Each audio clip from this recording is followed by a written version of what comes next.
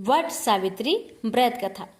भद्र देश के एक राजा थे जिनका नाम अश्वपति था। भद्र देश के राजा अश्वपति के कोई संतान न थी। उन्होंने संतान की प्राप्ति के लिए मंत्र उच्चारण के साथ प्रतिदिन 1,00,000 आहुतियां दी। 18 वर्षों तक यह क्रम जारी रहा। इसके बाद सावित्री देवी ने प्रकट होकर वर दिया कि राजन, तुझे एक तेजस्वी कन्या पैदा होगी। सावित्री देवी की कृपा से जन्म लेने के कारण से कन्या का नाम सावित्री रखा गया। कन्या बड़ी होकर बेहद रूपवान हुई। योग वर न मिलने की वजह से सावित्री के पिता दुखी थे। उन्होंने कन्या को स्वयं वर तलाशने भेजा। सावित्री तपोवन में भटकने लगी। वहां साल्व देश के राजा धूम्रसेन रहते थे, क्योंकि उनका राज्य किसी ने छीन लिया था। उनके पुत्र सत्यवान को देखकर सावित्री ने पति रूप में उनका वरण किया। श्री राज नारद को जब यह बात पता चली तो वह राजा अश्वपति के पास पहुंचे और कहा कि हे राजन, यह क्या कर रहे हैं आप? सत्यवान गुणवान है, धर्मात्मा है और बलवान भी है, पर उसकी आयु बहुत छोटी है। वह अल्पायु है। 1 वर्ष के बाद ही उसकी मृत्यु हो जाएगी। ऋषिराज नारद की बात सुनकर राजा अश्वपति घोर चिंता में डूब गए। सावित्री ने उनसे कारण पूछा तो राजा ने कहा, पुत्री, तुमने जिस राजकुमार को अपने वर के रूप में चुना है वह अल्प आयु है। तुम्हें किसी और को अपना जीवन साथी बनाना चाहिए। इस पर सावित्री ने कहा कि पिताजी, आर्य कन्याएं अपने पति का एक बार ही वरण करती है। राजा एक बार ही आज्ञा देता है और पंडित एक बार ही प्रतिज्ञा करते हैं और कन्यादान भी एक ही बार किया जाता है। सावित्री हठ करने लगी और बोली, मैं सत्यवान से ही विवाह करूंगी। राजा अश्वपति ने सावित्री का विवाह सत्यवान से कर दिया। सावित्री अपनी ससुराल पहुंचते ही सास ससुर की सेवा करने लगी। समय बीतता चला गया। नारद मुनि ने सावित्री को पहले ही सत्यवान की मृत्यु के दिन के बारे में बता दिया था। वह दिन जैसे जैसे करीब आने लगा, सावित्री अधीर होने लगी। उन्होंने 3 दिन पहले से ही उपवास शुरू कर दिया। नारद मुनि द्वारा कथित निश्चित तिथि पर पितरों का पूजन किया। हर दिन की तरह सत्यवान उस दिन भी लकड़ी काटने जंगल चले गए। साथ में सावित्री भी गई। जंगल में पहुंचकर सत्यवान लकड़ी काटने के लिए एक पेड़ पर चढ़ गए। तभी उसके सिर में तेज दर्द होने लगा। दर्द से व्याकुल सत्यवान पेड़ से नीचे उतर गए। सावित्री अपना भविष्य समझ गई। सत्यवान के सिर को गोद में रखकर सावित्री सत्यवान का सिर सहलाने लगी। तभी वहां यमराज आते दिखे। यमराज अपने साथ सत्यवान को ले जाने लगे। सावित्री भी उनके पीछे पीछे चल पड़ी। यमराज ने सावित्री को समझाने की कोशिश की। यह विधि का विधान है, लेकिन सावित्री नहीं मानी। सावित्री की निष्ठा और पति परायणता को देखकर यमराज ने सावित्री से कहा, हे देवी, तुम धन्य हो। तुम मुझसे कोई भी वरदान मांगो। सावित्री ने कहा कि मेरे सास ससुर वनवासी और अंधे हैं, उन्हें आप दिव्य ज्योति प्रदान करें। यमराज ने कहा, ऐसा ही होगा, जाओ, आप लौट जाओ। लेकिन सावित्री अपने पति सत्यवान के पीछे पीछे चलती रही। यमराज ने कहा, देवी, तुम वापस जाओ। सावित्री ने कहा, भगवान, मुझे अपने पति देव के पीछे पीछे चलने में कोई परेशानी नहीं है। पति के पीछे चलना मेरा कर्तव्य है। यह सुनकर उन्होंने फिर से उसे एक और वर मांगने के लिए कहा। सावित्री बोली, हमारे सास ससुर का राज्य छीन गया है, उसे पुनः वापस दिला दे। यमराज ने सावित्री को यह वरदान भी दे दिए और कहा, अब तुम लौट जाओ। लेकिन सावित्री पीछे पीछे चलती रही। यमराज ने सावित्री को तीसरा वरदान मांगने को कहा। इस पर सावित्री ने 100 संतानों और सौभाग्य का वरदान मांगा। यमराज ने इसका वरदान भी सावित्री को दे दिया। सावित्री ने यमराज से कहा कि हे प्रभु, मैं एक पतिव्रता पत्नी हूँ और आपने मुझे पुत्रवती होने का आशीर्वाद दिया है। यह सुनकर यमराज को सत्यवान के प्राण छोड़ने पड़े और यमराज अंतर्ध्यान हो गए और सावित्री उसी वट वृक्ष के पास आ गई जहाँ उसके पति का मृत शरीर पड़ा था। सत्यवान जीवित हो गया और दोनों खुशी खुशी अपने राज्य की ओर चल पड़े। दोनों जब घर पहुंचे तो देखा कि माता पिता को दिव्य ज्योति प्राप्त हो गई है। इस प्रकार सावित्री सत्यवान चिरकाल तक राज्य सुख भोगते रहे। अतः पतिव्रता सावित्री के अनुरूप ही प्रथम अपने सास ससुर का उचित पूजन करने के साथ ही अन्य विधियों को पारण करे। बट सावित्री व्रत करने और इस कथा को सुनने से उपासक के वैवाहिक जीवन या जीवन साथी की आयु पर किसी प्रकार का कोई संकट आया भी हो तो वो टल जाता है। प्रेम से बोलिए यमराज भगवान की जय, सावित्री माता की जय, सत्यवान की जय। एक दीन ब्राह्मण परिवार था जिसमें पति पत्नी और उनकी एक छोटी पुत्री थी। उनका जीवन सामान्य चल रहा था। वर्ष बीतते गए और पुत्री भी धीरे धीरे बड़ी होने लगी। बढ़ती आयु के साथ उसमें स्त्रियों के गुण का भी विकास होने लगा था। वह अत्यंत ही सुंदर, सुशील और सर्वगुण संपन्न थी, लेकिन गरीब होने के कारण उसका विवाह नहीं हो पा रहा था। एक दिन उस ब्राह्मण के घर एक साधु महाराज पधारे। ब्राह्मण पुत्री की सेवा से साधु महाराज का मन बहुत प्रसन्न हुआ और उन्होंने कन्या को लंबी उम्र का आशीर्वाद तो दिया, लेकिन यह भी बताया कि उसके हथेली में विधवा योग है। इस बात से चिंतित होकर ब्राह्मण परिवार ने साधु से उपाय पूछा। तब साधु ने कुछ देर विचार करने के पश्चात अपने ध्यान के आधार पर बताया कि कुछ दूरी पर एक गांव में सोना नाम की धोबन जाति की एक महिला अपने बेटे और बहू के साथ रहती है, जो बहुत ही संस्कारों से संपन्न तथा पति परायण और निष्ठावान है। यदि यह कन्या उसकी सेवा करे और इसके विवाह में वह महिला अपनी मांग का सिंदूर लगा दे तो इस कन्या का विधवा योग मिट सकता है। साधु ने यह भी कहा कि वह महिला कहीं आती जाती नहीं। यह बात सुनकर ब्राह्मणी ने अपनी बेटी से धोबिन की सेवा करने की बात कही। अगले दिन कन्या प्रातःकाल उठकर सोना धोबिन के घर चली गई और फिर प्रतिदिन वह धोबिन के घर की साफ सफाई और अन्य सारे कार्य कर अपने घर वापस आ जाती थी।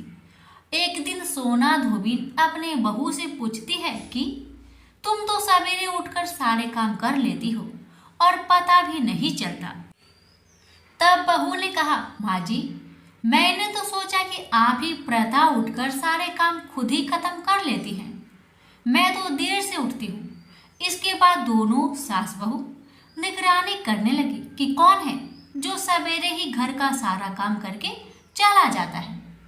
कई दिनों बाद धोबिन ने देखा कि एक कन्या प्रातः घर में आती है और सारे काम करने के बाद चली जाती है। जब वह जाने लगती तो सोना धोबिन उसके पैरों में गिर पड़ी और पूछने लगी कि वह कौन है जो इस प्रकार छुपकर उसके घर में काम करती है। तब कन्या ने साधु द्वारा कही गई सारी बात बताई। सोना धोबिन पति परायण थी, उसमें तेज था, इसलिए वह इस बात के लिए मान गई। सोना धोबिन के पति थोड़े अस्वस्थ थे, इसलिए उसने अपनी बहू से अपने लौट आने तक घर पर ही रहने को कहा। सोना धोबिन ने जैसे ही अपनी मांग का सिंदूर उस कन्या की मांग में लगाया, उसके पति की मृत्यु हो गई। थोड़े समय बाद उसे इस बात का पता चला। वह घर से निर्जल ही चल थी, यह सोचकर कि रास्ते में कहीं पीपल का पेड़ मिलेगा तो उसे भौरी देकर उसकी परिक्रमा करने के बाद ही जल ग्रहण करेगी। उस दिन अमावस्या थी। ब्राह्मण के घर मिले पुए पकवान की जगह उसने ईंट के टुकड़े से 108 बार भौरी देकर पीपल के पेड़ की 108 बार परिक्रमा की और उसके बाद जल ग्रहण किया। ऐसा करते ही उसका पति वापस जीवित हो गया। इसलिए माना जाता है कि इस दिन व्रत और आदि करने से पुण्य फल की प्राप्ति होती है। तुलसी से जुड़ी एक कथा बहुत प्रचलित है। श्रीमद् देवी भागवत पुराण में इनके अवतरण की दिव्य लीला कथा भी बनाई गई है। एक बार शिव ने अपने तेज को समुद्र में फेंक दिया था। उससे एक महातेजस्वी बालक ने जन्म लिया। यह बालक आगे चलकर जलंधर के नाम से पराक्रमी दैत्य राजा बना। इसकी राजधानी का नाम जलंधर नगरी था। दैत्यराज कालनेमी की कन्या वृंदा का विवाह जलंधर से हुआ। जलंधर महाराक्षस था। अपनी सत्ता के मद में चूर उसने माता लक्ष्मी की पाने की कामना से युद्ध किया, परंतु समुद्र से ही उत्पन्न होने के कारण माता लक्ष्मी ने उसे अपने भाई के रूप में स्वीकार किया। वहां से पराजित होकर वह देवी पार्वती को पाने की लालसा से कैलाश पर्वत पर गया।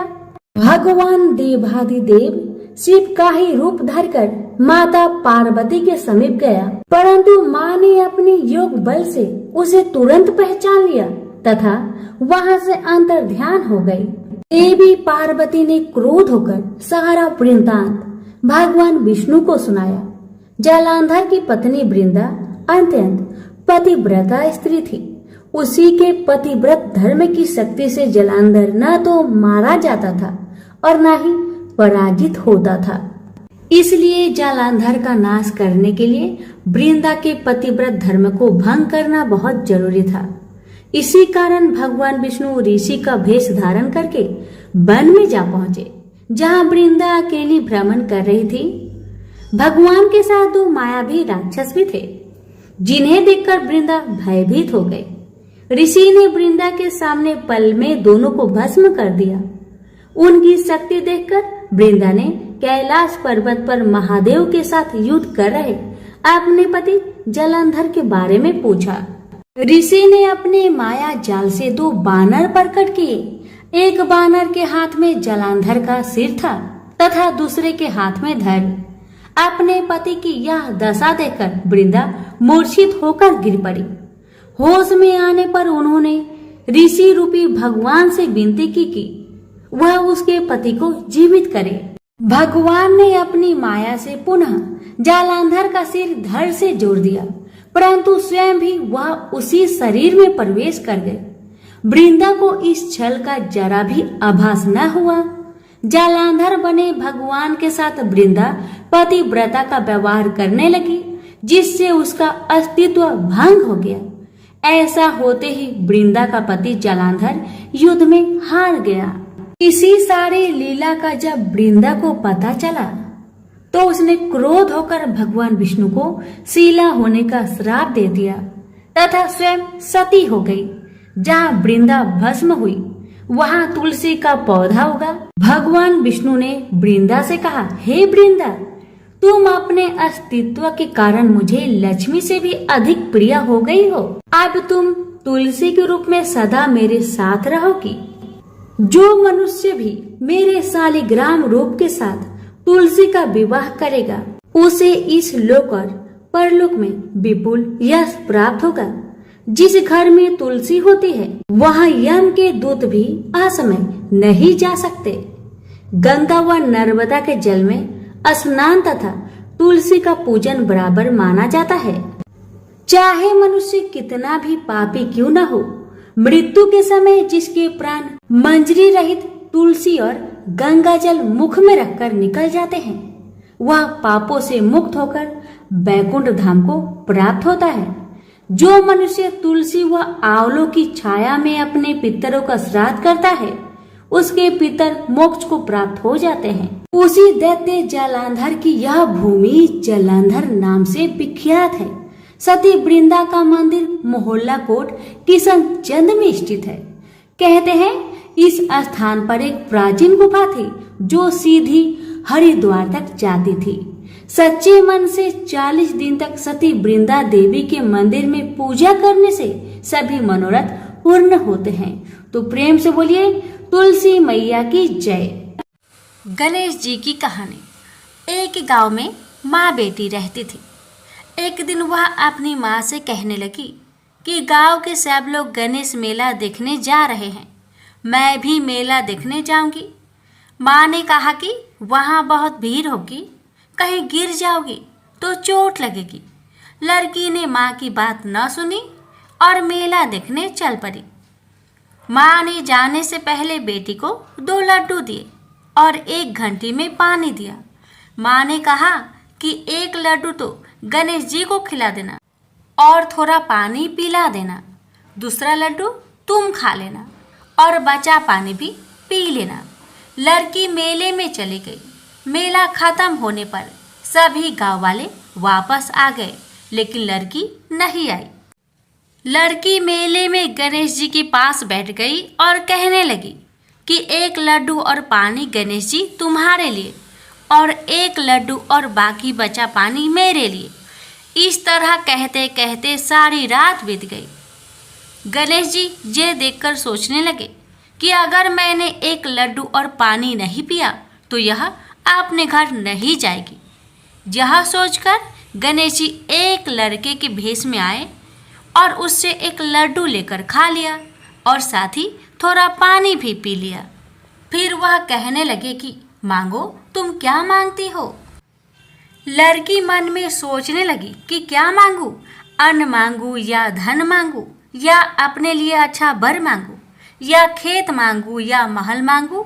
वह मन में सोच रही थी तो गणेश जी उसकी मन की बात को जान गए। वह लड़की से बोले कि तुम अपने घर जाओ और तुमने जो भी अपने मन में सोचा है वह सब तुम्हें मिलेगा। लड़की घर पहुंची तो माँ ने पूछा कि इतनी देर कैसे हो गई। बेटी ने कहा कि आपने जैसा कहा था मैंने वैसा ही किया है। और देखते ही देखते जो भी लड़की ने सोचा था वह सब कुछ हो गया। प्रेम से बोलिए गणेश भगवान की जय। लापसी तपसी की कथा। एक लापसी था, एक तपसी था।